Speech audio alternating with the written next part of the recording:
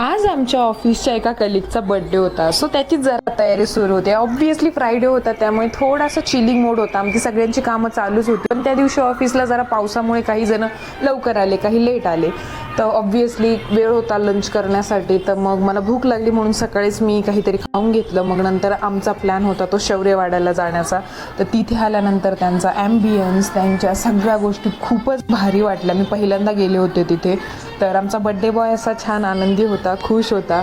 तर मग हे सगळ्यांचं असं फुल्ली जेवण करून, ज्यांनी नाही खाल्लं त्यांनीही भाव खात की आम्ही सगळं संपवलंय करून अशी शायनिंग मारत होते. तर हे सगळं झाल्यानंतर फायनली वेळ आली ती कलिगचा बड्डे करण्याची. तर छान असा केक आमच्या एका सिनियरने आणलेला. तर तो केक खूप मस्त होता, खूपच भारी होता. सगळ्यांना तो खूप आवडला. केक कटिंग झालं, फोटोशूट झालं, सगळ्यांनी बड्डे बॉयला केक वगैरे भरवला, आनंद घेतला. आणि खरंच खूप छान वाटलं कारण ऑफिसमध्ये आपण ह्या सगळ्यांसोबत जास्त वेळ असतो, आपल्या फॅमिलीमधल्या मेंबर्सपेक्षा देखील. तर सगळ्यांसाठी ते काहीतरी असं छान स्पेशल करणं महत्त्वाचं असतं, छान असतं.